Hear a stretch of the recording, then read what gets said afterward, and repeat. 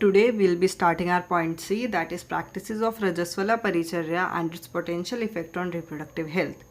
तो what is रजस्वला परिचर्या?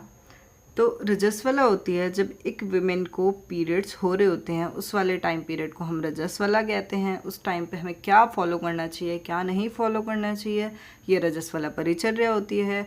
और उसके क्या हमारी बॉडी पर एडवर्स इफेक्ट हो सकते हैं, रिप्रोडक्टिव हेल्थ पर क्या एडवर्स इफेक्ट हो सकते हैं, वो हम इस पॉइंट में कवर करेंगे। तो पॉइंट सी हमारा क्या है, प्रैक्टिसेस ऑफ रजस्वला परिचर्या and it's potential effect on reproductive health. सबसे पहले रजस्वला के द्वारा कर्तव्य, रजस्वला स्त्री को क्या करना चाहिए।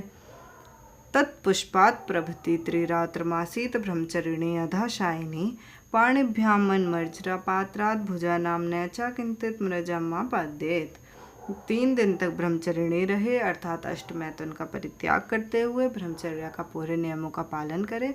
मतलब जब एक स्त्री रजस्वला होती है तो रजस्वला स्त्री को 3 दिन तक ब्रह्मचर्यणी बनकर रहना है, मैथुन नहीं करना है, ब्रह्मचर्या का प्रॉपर पालन करना है, पूरे नियमों के साथ पालन करना है। भूमि पर सोना है, तो शयन कहाँ पे करना है, सोना कहाँ पे है, भूमि पर, ज़मीन पर। बिना टूटे फूटे पात्र में भोजन करना है। भोजन कैसे पात्र में करना है, साफ सुथरे, टूटा फूटा नहीं होना चाहिए वो कहीं से भी, ठीक है। किसी भी प्रकार का श्रृंगार व शुद्धि ना करें, श्रृंगार नहीं करना है, शुद्धि नहीं करनी है। कैसी शुद्धि नहीं करनी है, बॉडी को डिटॉक्सिफाई नहीं करना है, वमन नहीं करना है, विरेचन नहीं करना है, तो बॉडी को बेसिकली डिटॉक्सिफाई नहीं करना है।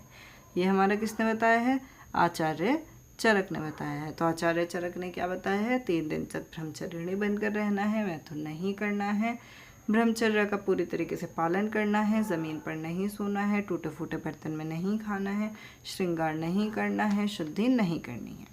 आगे चलते हैं। आगे ये हमारा किसने बताया, ये हमारा आचार्य सुश्रुत ने बताया। तो आचार्य सुश्रुत ने क्या बताया, दर्भस्त्र शायिनी करतल श्रावणानम भोजनम हविष्य त्रयहम चा भर्तु सरशेत। तो दर्भ यानी कि कुश पर सोना चाहिए, हाथ में या मिट्टी के बर्तन में या पत्तों पर हमें खाना खाना चाहिए। खाना भी क्या, हविष्य अन्न। हविष्य अन्न क्या है, सेघृत शाली, मतलब घी डालकर, हमारे शाली चावल या हमारी शीर किस पे, घी डाल के, ठीक है। और इसमें भी हमारा 3 दिन तक हमें मैथुन नहीं करना है।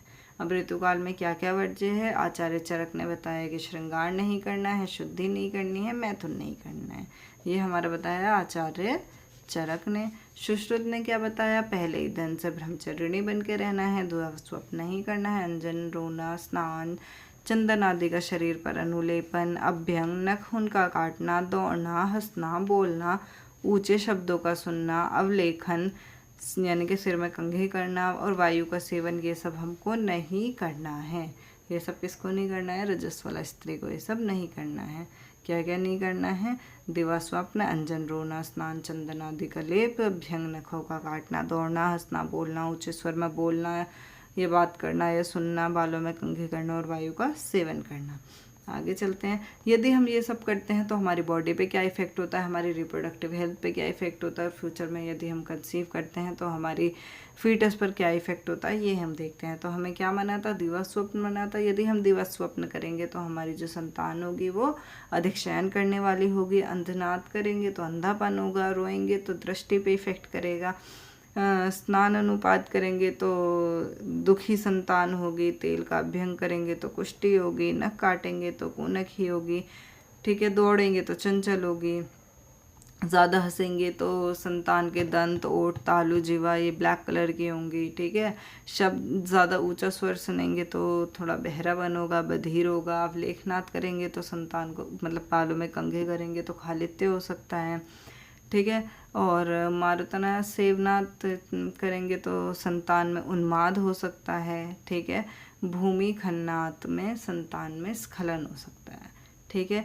यदि हम रजस्वला स्त्री इंटरकोर्स करती है उसके टाइम पे तो क्या होता है, तो यदि फर्स्ट डे पे ही मेंस्ट्रुअल साइकिल के फर्स्ट डे पे इंटरकोर्स करती है तो प्रेगनेंसी नहीं होगी, ठीक है। यदि हुई तो इंट्रा यूट्राइन डेथ यानी कि यूट्रस के अंदर ही डेथ हो जाएगी, या फिर डिलीवरी के इमीडिएट बाद ही डेथ हो जाएगी। सेकंड डे पे करेगी तो अबॉर्शन हो जाएगा, आईयूडी हो जाएगा, ठीक है, और डिलीवरी के तुरंत बाद डेथ हो जाएगी। 3rd डे पे करेगी तो शॉर्ट लिव्ड, कम जिएगा, या फिर कोई बॉडी पार्ट डिफेक्ट होगा। 4th डे पे करेंगे तो नॉर्मल होगा और हेल्दी होगा। आगे चलते हैं। हमारा पॉइंट डी है ऋतुकाल, ऋतुमती लक्षण और ऋतुमती परिचर्या विद इट्स सिग्निफिकेंस। तो ऋतुकाल क्या है? ठीक है, हमारी एक मेंस्ट्रुअल साइकिल होती है, ठीक है, जो हमारी वेरी करती है 28 डेज टू 32 टू 35 डेज, है ना। तो ये अलग अलग पर्सन में अलग अलग होती है, ठीक है। तो ऋतुकाल का जो बिल्कुल मिड पीरियड होता है, ठीक है, उसको हम बोलते हैं ऋतुकाल, यानी कि हमारे मेंस्ट्रुअल साइकिल का जो बिल्कुल मिड वाला टाइम होता है वो होता है हमारा ऋतुकाल। और ऋतुकाल पे ही हमारा सबसे ज़्यादा फर्टिलाइजेशन की परसेंट होती है, मतलब सबसे ज़्यादा फर्टिलाइजेशन 14 डे पे ही होती है, ऋतुकाल पे ही होती हैं। तो ऋतुस्तु दृष्टार्वतोद्वाश्रात्र भवति। ऋतुकाल आर्तव के बाद 12 दिन का होता है, यानी कि ऋतुकाल आर्तव के 12 दिन बाद हमारा होता है ऋतुकाल। कुछ आचार्यों के अनुसार 16 दिन का होता है, ठीक है। कुछ आचार्य कहते हैं कि योनि गर्भाशय और आर्तव शुद्ध हो तो 1 मास तक का भी हो सकता है। तो ऋतुकाल 12 दिन का भी हो सकता है, 16 दिन का भी हो सकता है, और यदि योनि गर्भाशय और आर्तव शुद्ध हो तो 1 मंथ का भी हो सकता है। कुछ स्त्रियों में अदृष्ट आर्तव होने को भी ऋतुकाल मानते हैं, यानी कि अगर किसी स्त्री में आर्तव नहीं दिख रहा है तो उसको भी हम ऋतुकाल मानेंगे। अब क्या है? जाति अनुसार ऋतुकाल। अब जाति, पहले जातियाँ होती थी, अब भी होती हैं खैर। तो जाति के अनुसार ऋतुकाल कितने दिन का होता है? अगर ब्राह्मण है, आचार्य काश्यप अनुसार, अगर ब्राह्मण है तो 12 दिन, क्षत्रिय है तो 11 दिन, वैश्य है तो 10 दिन और शूद्र है तो 9 दिन। वहीं भाव मिश्र ने ब्राह्मण के 12 दिन, क्षत्रिय के 10 दिन, वैश्य के 8 दिन और शूद्र के 6 दिन, ठीक है। मॉडर्न से कॉरिलेट करें तो ओव्यूलेशन टाइम रफली कब होता है? हमारा 14 डे होता है 28 डे की साइकिल में, और ये वेरी करता है पर्सन टू पर्सन। किसी में 8 डे से स्टार्ट हो जाता है, किसी का 21 डेज तक जाता है, ठीक है। लेकिन जब भी हमारा मतलब ओवम रिलीज होता है तो ओवम की लाइफ स्पैन बहुत ज़्यादा नहीं होती, 18 से 24 घंटे हमारा ओवम ओव्यूलेशन के बाद रहता है हमारे यूट्रस में या फेलोपियन ट्यूब में। उसके बाद वो मतलब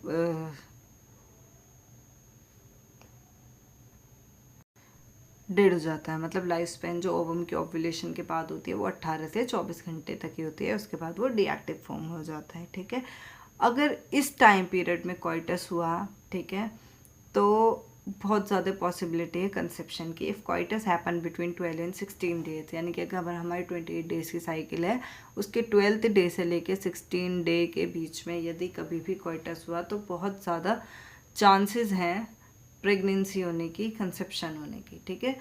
ऋतुमती के लक्षण, ऋतुमती के होता है पीरियड जस्ट आफ्टर रजस्वला इज ऋतुमती। तो ऋतुमती का मुख स्वस्थ व प्रसन्न होता है, यानी कि फेस कैसा होता है? बहुत हेल्दी होता है और खुश होता है। आत्म अर्थात देह, मुख व दांत क्लेद युक्त होते हैं, ठीक है। कैसे होते हैं? मुख और दांत क्लेद युक्त होते हैं। नरकामा होती है, प्रिय बातचीत करने वाली होती है। कुक्षी, अक्षी व बाल शिथिल होते हैं। बाहु, स्तन, श्रोणी प्रदेश, नाभि, उरु, जगन तथा नितंब, इनमें स्फुरण होता है, स्फूर्ति होती है, एनर्जी होती है। रति कार्य में हर्ष और उत्सुकता मालूम होती है, कोई भी काम करती है तो बहुत ज़्यादा एक्साइटमेंट के साथ और खुशी करती है। ऋतुमती परिचय, ऋतुमती परिचय क्या है? चौथे दिन स्त्री शरीर पर उपटन लगाए। ऋतुमती को क्या करना चाहिए? 4th डे बॉडी पर उपटन लगाना चाहिए, यानी कि मेंस्ट्रुअल साइकिल अगर 1st डे स्टार्ट हुई तो 4th डे बॉडी पर उपटन लगाना चाहिए। शरीर से स्नान करना चाहिए। श्वेत वस्त्र, वाइट कलर के क्लोथ्स पहनने चाहिए। वहीं उसके पार्टनर को भी वाइट कलर के क्लोथ्स पहनने चाहिए। इस प्रकार स्त्री पुरुष दोनों सफ़ेद वस्त्र धारण करें, माला पहनकर प्रसन्न मन होकर सहवास करें, ठीक है। दोनों को वाइट कलर के कपड़े पहनने हैं, माला पहननी है, उसके बाद वो सहवास कर सकते हैं। ऋतुमती काल में सहवास करने की अनुमति दी गई है। हाईलाइट ऑन बीज, अच्छा ये अब हमारा पॉइंट ई स्टार्ट हो रहा है।